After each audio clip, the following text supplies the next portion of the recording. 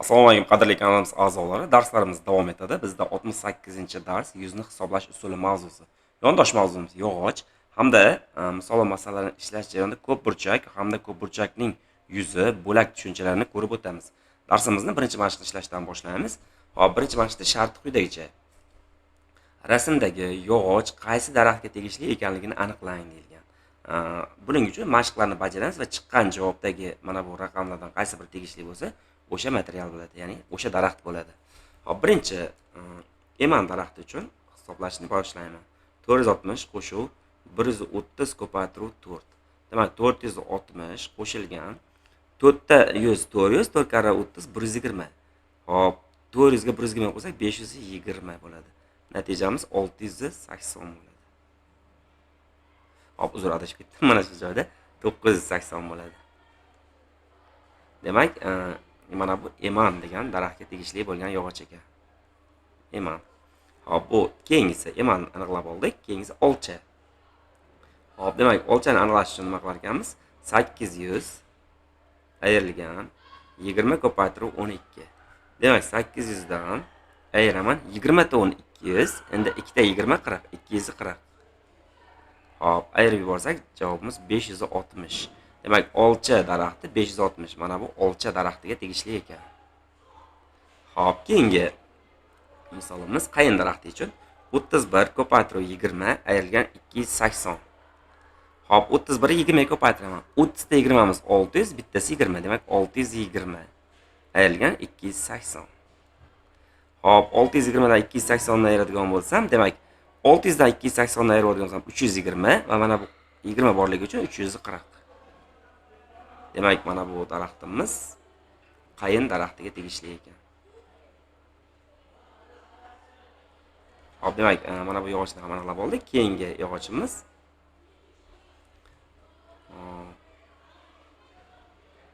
yong'oq. Hop, endi yong'oqni qanday aniqlaymiz? E'tibor bering. 720 ni 9 ga bo'lib, unga 170 ni qo'shaman. 72 ni 9 ga bo'lib olaman 8, bitta 0 yozaman, 80 qo'shuv 170. Hop, javobimiz 250 bo'ladi. Demak, yong'oq 250, mana bu daraxtimiz. Yong'oq. Demak, biz barcha daraxtlarni aniqlab oldik, yog'ochlarni. Endi ushbu mashq bajarib bo'ldik, navbatdagi mashqqa o'tishimiz mumkin. Assalomu alaykum aziz o'quvchilar. Biz sizlarga 4-sinf matematika darslarining murakkabligini hamda maktabda dars vaqtida vaqt yetkazish qiyinligini hisobga olgan holda 4-sinf matematika onlayn kursini taqdim qilamiz. Onlayn kursimiz barcha 2-qismdan boshlab 2, 3, 4 qismlar darsliklarni qanday qilib bajarishlarini tushuntirilgan holatda tayyorlangan video darslardan iborat. Onlayn kursimiz Telegram yopiq kanalda bo'ladi. Uni siz istalgan paytda, istalgan joyingizda ko'rib olishingiz va mavzularni o'zlashtirishingiz mumkin bo'ladi. Ya'ni bizning kursimizga a'zo bo'lganingizdan keyin siz YouTube'larda darslarni qidirib o'tirmaysiz. Har bir dars tartib bilan avtomatik ravishda kanalimizga joylab qo'yilgan. Ya'ni bunda siz darslarni o'zlashtirishingiz, o'zingiz tushunmay qolgan misollarni bemalol ko'rib olishingiz hamda qo'shimcha metodik materiallarga ega bo'lishingiz mumkin. Onlayn kursimizga ulanish narxi 1 martalik to'lov 25 ming so'm. O'quvchilarni hisobga olgan holatda biz juda ham arzon holatda taqdim qilganmiz. Kurslarga ulanish uchun Telegram orqali Sirojdomla akkauntiga yozishingiz mumkin bo'ladi. Ikkinchi mashqqa e'tiboringizni qarataylik. Aytayaptiki, taxtadan uchburchak shaklidagi tokcha qirqish kerak. Bu tokchaning yuzi qanday bo'ladi deyilgan. Hop, e'tibor berib qaraydigan bo'lsak, mana bu uchburchak shaklda qirqish uchun kvadrat teng 2 ga bo'lingan. Demak, kvadratimizning yuzasi qancha edi? Mana yozaylik. Kvadrat yuzasi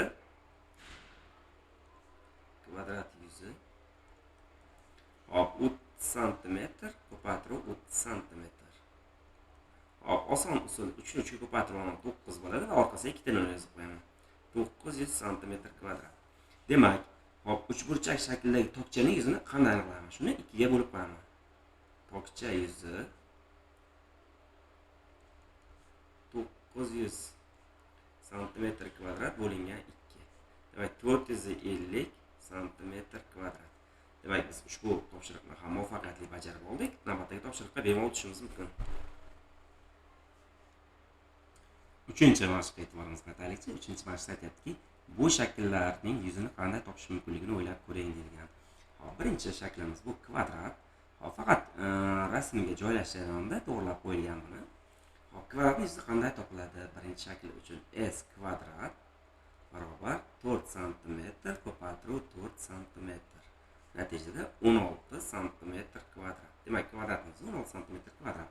Hop, endi navbatdagi shaklimizga e'tibor qo'ying.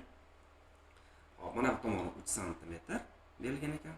Hop, endi mana bu tomoni quyidagicha ekan.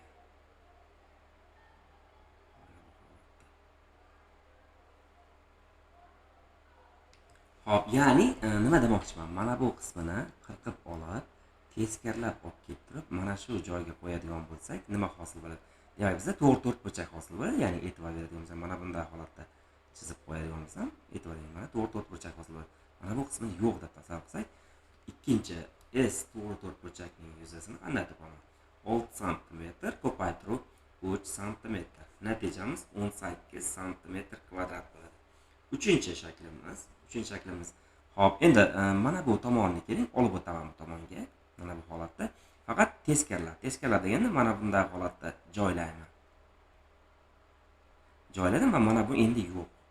Mana bu tomon yo'q bo'lsa, hop, mana bu uzunligimiz endi e'tibor berib qaraydigan bo'lsam 6 sm ga aylanib qoladi. Ya'ni s to'rt burchak paydo bo'ldi bizda. Yuzini topish uchun 6 sm ko'paygan 3 sm. 18 sm kvadrat. Hop, ba'zida o'quvchilarimiz mana shu 6 qayerdan keldi, srojdomlar deyishadi. E'tibor bering, mana bu qismimiz o'zi 5 sm edi, mana yerda plus 1 qo'shilib qoladi. Ya'ni mana bu tomonni olib o'tganimizda 1 qo'shilib qoldi mana bu joyga. Shu sababdan 6 sm deb olamiz. Demak, 3-mashqni muvaffaqiyatli yakunlab oldik. Navbatdagi mashqqa o'tishimiz mumkin. 4-mashq. Bu 3 burchakni daftaringizga ko'chirib chizing, uning yuzini toping deyilgan mashqimiz shartida. Hop, demak, chizib o'tirmasdan mana bu holatni aniqlamoqchiman. Hop, mana bu qismi e'tibor beramiz. Mana balandligi 6 turibdi. Mana bu kesmamiz 6. Mana bu 6 ga teng. Hop, meni qiladigan ishim nima? Hop, mana shu 3 burchakni ikkita 3 burchak sifatida qarab hisoblamoqchiman. Hop, mana buni birinchi 3 burchak deb atayman. Hop, 3 burchakning yuzini to'g'ri-to'g'ri hisoblaolmaganligim sababli mana shu 3 burchagimizni men to'rt burchakka aylantirmoqchiman. To'rt burchakka aylantirib olamiz. Mana bu holatda chizdim mana. E'tibor bering. Biroz o'xshamagan bo'lsa-da mana bunday qilib chizib qo'yaman. Hop, demak, bu to'rt burchakni yuzini qanday aniqlab olaman? Demak, bizga ma'lum, keling mana chiroylab chizamiz. To'rt burchakni.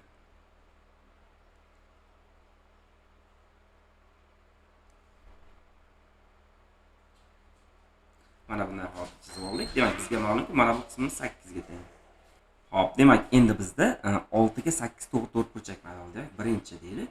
Hop, 6 ga 8 6 sm ko'paytiruv 8 sm bo'lsa, 48 sm kvadrat bo'ladi. Va e'tibor bersam, mana bu birinchi 3 burchagimiz, mana bu to'rt burchak teng yarmini egallagan mana bu 3 burchak.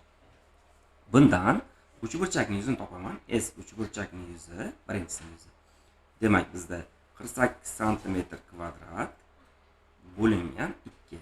24 sm kvadrat. Demak, biz birinchi 3 burchakni topdik. Endi ikkinchi 3 burchakni topishimiz kerak bo'ladi. Ikkinchi 3 burchakni ham xuddi shu usulda hisoblaymiz. Demak, bunga ham to'ldirib olaman. Mana bu usulda. Demak, mana bu qismi 6 bo'ladi, mana bu qismimiz 3 bo'ladi. Demak, buni bu to'rt burchakning yuzi ikkinchisi.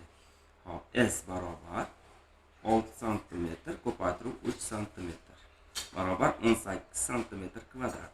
Hop, aynan bu ham biz mana bu tayyorlab olgan to'rt burchagimizni yarmiga tengligi uchun s 3 burchak deb olamiz. 18 sm kvadrat bo'lingan 2 barobar 9 sm kvadratga teng bo'ladi. Endi demak, mana bu birinchi va ikkinchi 3 burchaklarning yuzi bitta 3 burchak sifatida qaraydigan bo'lsam, yuzini topish uchun shunchaki ikkita 3 burchakning yuzini qo'shib qo'yaman. Uchinchida, demak, 24 sm kvadratga qo'shaman 9 sm kvadratni. Natijada 33 sm kvadrat bo'ladi. Demak, 3 burchakning yuzi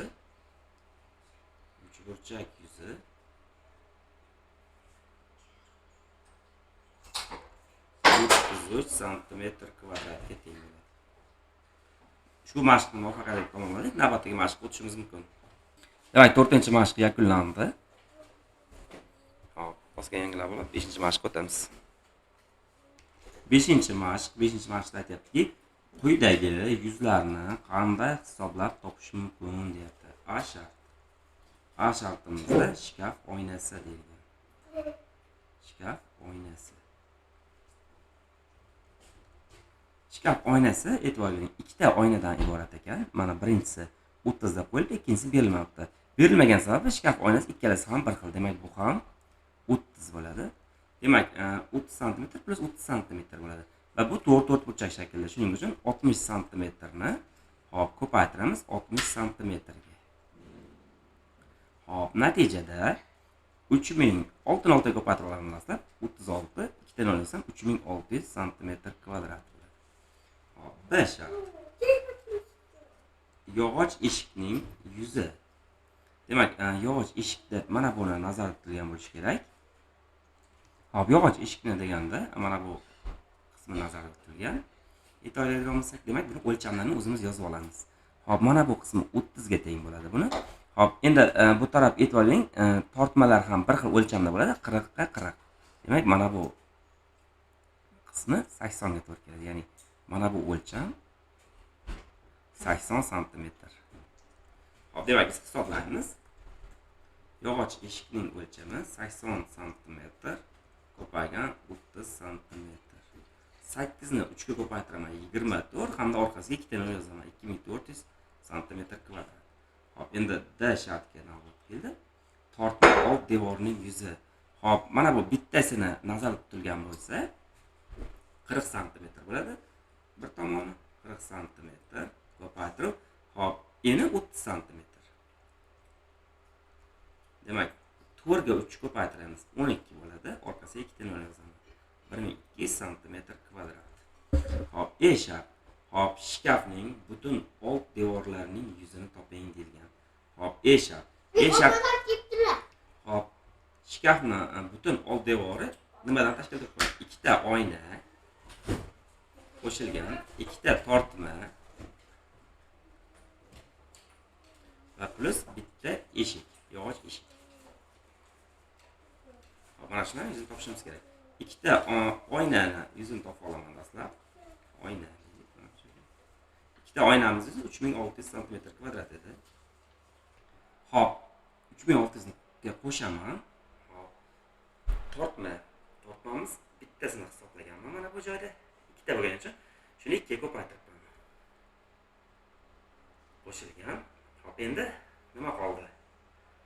Hop, yog'och eshik 2400.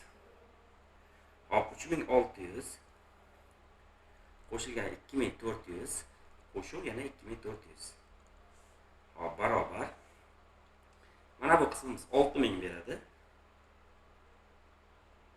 Plus 2400. Barobar 8400 sm kvadrat. Demak, shkafning butun old devorlarining yuzi 8400 sm kvadratga teng. Ushbu mashqni ham muvaffaqiyatli bajarib oldik. Navbatdagi mashqqa o'tishimiz mumkin. Hop, demak, 6-mashqda aytyaptiki, bitta katta daraxtdan 58 kg qog'oz olinadi. Tarozda kichik va katta daftarning vaznini o'lchab ko'ring. Bu daraxtdan nechta har xil daftar tayyorlash mumkin deyilgan. Hop, endi hozirdan, ya'ni ayni vaqtda menda taroz daftarini o'lchab ko'rish imkoniyati yo'q, lekin misol uchun quyidagicha bajarasiz. Mana shuni qanday bajarishni o'rgataman sizga. Katta daftarni o'lchasak, katta daftarni o'lchasak, misol uchun aytaylik, hop, 60 gram chiqsa, hop, kichik daftar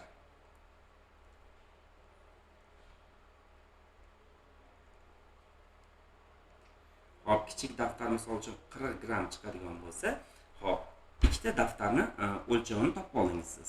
58 kg gramga aylantira olaman. 58 ming bo'ladi. Bo'lingan 60 plus 40. Hop, demak 58 mingni 100 ga bo'lamiz.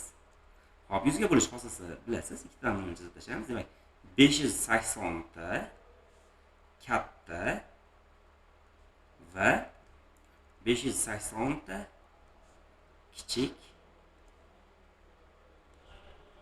daftar. Hop, endi mana shu joyda nechta degan savolga javob berish uchun shunchaki 580 ni ga qo'shib qo'yamiz 580 ni. Hop, 1160 ta har xil daftar chiqadi. Demak, mana shunday holatda bajarasiz. Hop, bu joyda biz shartli ravishda 60 gram va 40 gram deb oldik. Siz o'lchab ko'rib, vaznini hisoblab, keyin bajarishingiz kerak bo'ladi mashqni. Biz esa navbatdagi mashqqa o'tamiz. Hop, 7-mashq aytadiki, hisoblashlarni tekshiring deyilgan. Ya'ni, hop, to'g'ri bajarilganmi yoki noto'g'ri bajarilganmi shuni aniqlashimiz kerak. Mana buni birinchi deb olaman va birinchi hisoblashni tekshiraman. 780 ayrilgan 90 ko'paytirib 6 barobar 780 ayrilgan 540. Hop, demak, 0 dan 0 ni ayirsak 0, 8 dan 4 ni ayirsak 4 va 7 dan 5 ni ayirsak 2. Demak, bu bizda to'g'ri javob bu, mana bu joydagi esa xato. Keyingisi ikkinchi deb nomlab turamiz buni, raqamlab turaman. Ikkinchisi 48 ayrilgan 24 bo'lingan 6 barobar 48 ni yozaman. Ayrilgan 24 ni 6 ga bo'laman. Hop, ya'ni 24 6 yozsam 4 dan barobar 44 bo'ladi. Hop, bu joyda esa 4 chiqqan. Bu xato. Hop, uchinchi ish. Ya'ni mana uchinchi misol. 19 ko'paytirib 10 qo'shilgan 340 bo'lib 5. 19 ni 10 ga ko'paytirsam 190 chiqadi. Qo'shilgan. Hop, mana bu 34 ni ajratib olaylik, 6 bor.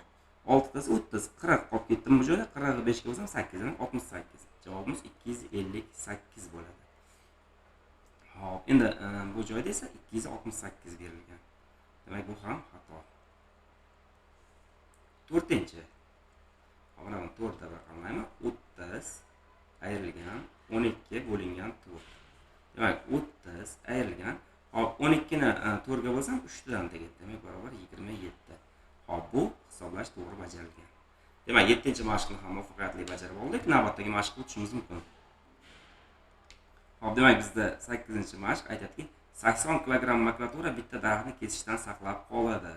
7 ta o'quvchi 5 kg-dan, yana 3 o'quvchi 9 kg-dan makulatura olib keldi. Bitta daraxtni saqlab qolish uchun qolgan o'quvchilar yana qancha makulatura olib kelishlari kerak deydi mashqimiz sharti. Hop, mana bu joyga bizga kerakli makulatura miqdori 80 kg. Buni yozib turaman hozircha. Va endi o'quvchilar olib kelgan makulatura miqdorini hisoblashimiz kerak. 7 ta o'quvchi 5 kg-dan qo'shilgan, yana 3 o'quvchi 9 kg-dan. 3 ta o'quvchi 9 kg-dan makulatura olib keldi. 7 ni 5 ga ko'paytsam 35 kg qo'shilgan. 3 ni 9 ga ko'paytiraman 27 kg. Hop, endi 35 ga 27 ni qo'shib olishimiz kerak. 35 ga 20 ni o'zini qo'shsak 55, 55 ga 2 ni qo'shsak 62 kg. Hop, bizga kerakli miqdor esa 80 kg. Qancha makulatura olib kelishlari kerak o'quvchilar? Buni topish uchun nima qilaman? Mana shu 80 kg-dan ayiraman 62 kg ni. Natijada 18 kg. Demak, o'quvchilar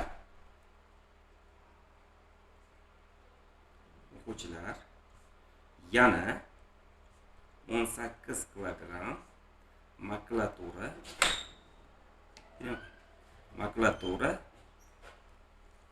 olib kelishlari kerak.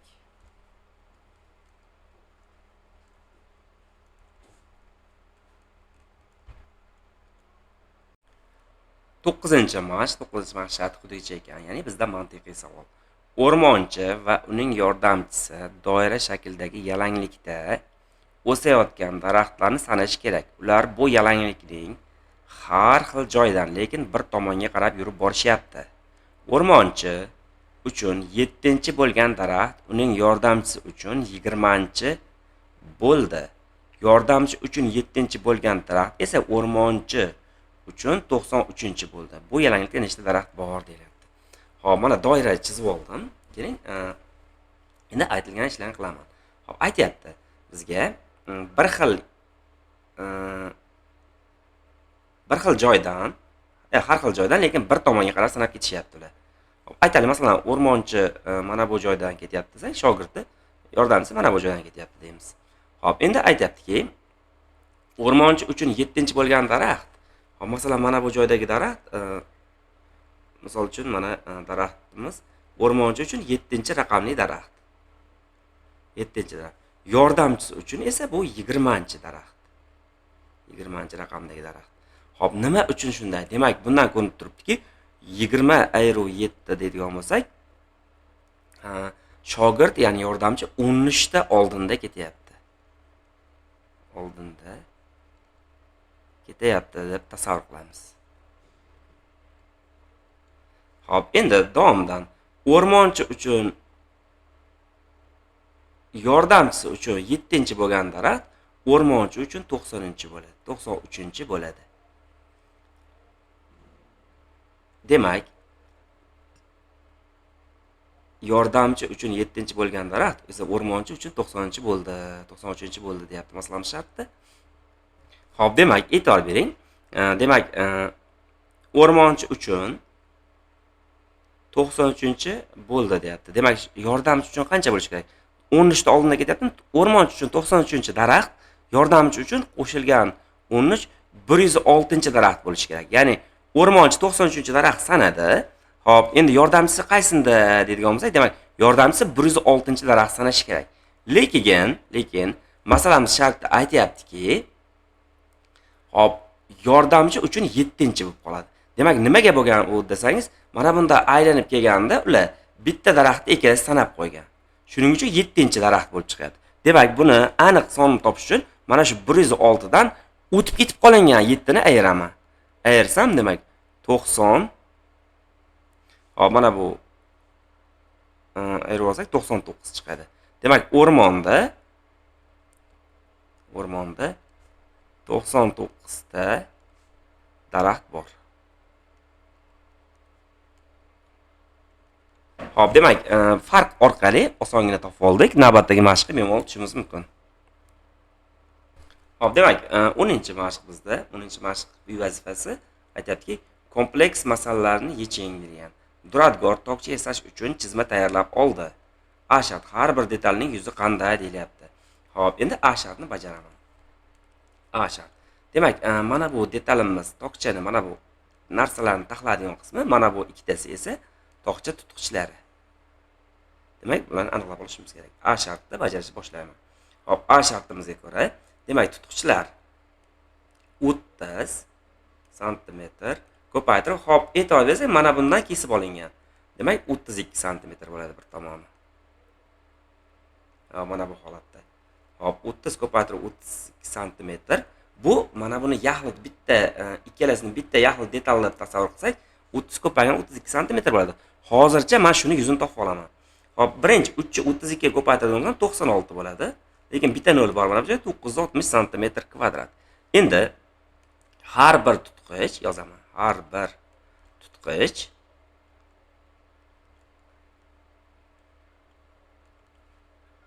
yoki mana bunday qilay, 960 bo'lib 2. Hop, 9 ichida 4, 16, 8, 480 sm kvadratdan.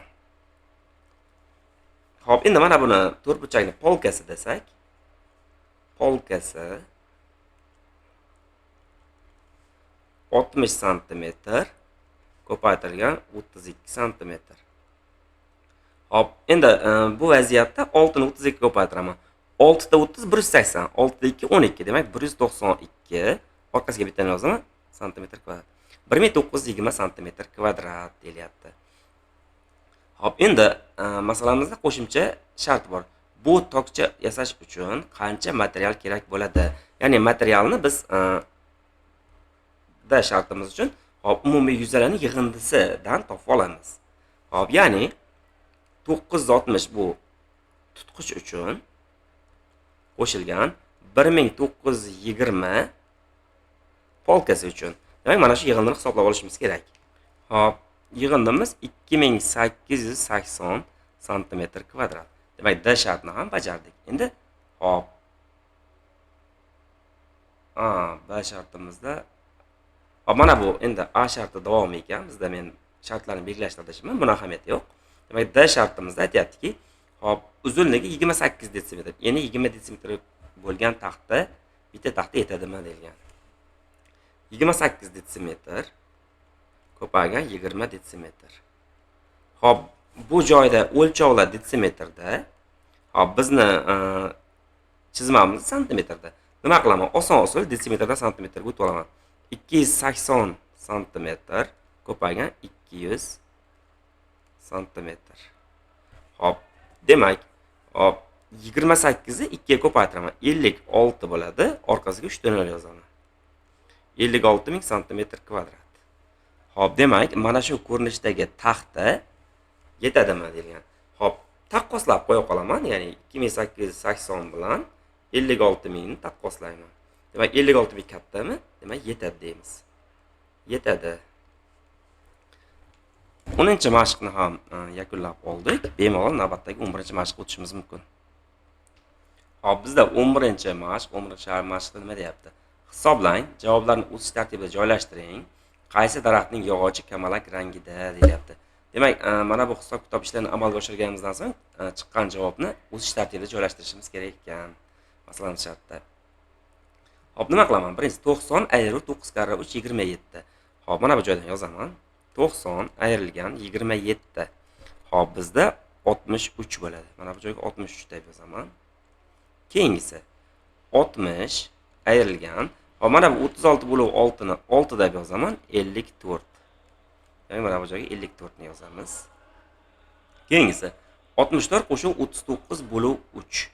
Hop, yozaman. 64 qo'shuv 39 3 ga bo'lsam 13. Demak 77. Mana joyga 77 ni yozaman. Keyingisi 75 ayrilgan 8 ko'paytirib 2. Demak, yozaman. 75 ayrilgan 16.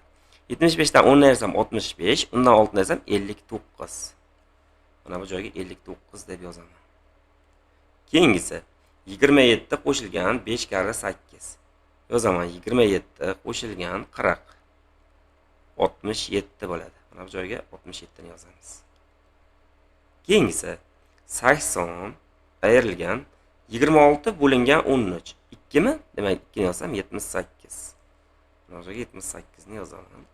Keyingi qismimizda 5 karra 9 qo'shilgan 45. 5 karra 9 bizda 45 bo'ladi. Unga yana 45 qo'shsam 90 bo'ladi. Mana bu joyga 90 ni yozaman. Keyingisi 79 ayirib 7 karra 5. Hop, 79 ayrilgan 7 karra 5 35 bo'lsa 35 ni yozaman. Demak, 44. Mana bu joyga 44 yozaman. Hop, endi bizda sonlar berildi. Hop, mana shu sonlarni o'sish tartibida joylashtirib chiqishimiz kerak. Demak, boshladim o'sish tartibida joylash. Hop, eng kichik sonni e'tibor berib qaraydigan bo'lsam 44. 44 ni yozaman mana bu joyga 44.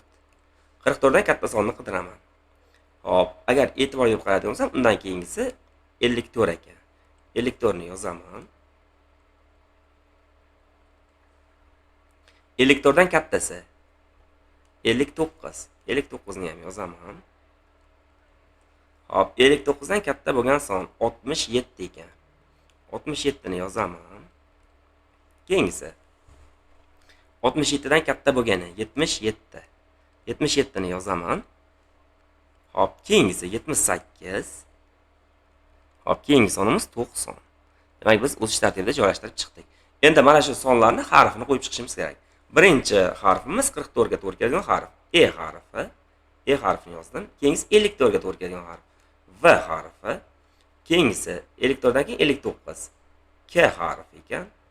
59 dan keyin 67 69 L harfi ekan. Hop, keyingisi 77 I harfi. Hop, undan keyingisi 78 P harfi va undan keyingisi 90 T harfi. Hop, mana bu joyda 63 qolib ketibdi, e'tiborsiz qoldiramiz. 63 da A harfi ekan, uni ham yozib qo'yaman. Demak, biz qidirgan daraxtning nomi evkalipt. Demak, evkalipt daraxtining yog'ochi kamalak rangida ekan deymiz. Qadrli do'stlar, 11-mashq ushbu mavzuyimizni yakun yasaydi. Navbatdagi darsimizda yana bir yangi mavzuni ko'rib chiqamiz. E'tiboringiz uchun rahmat.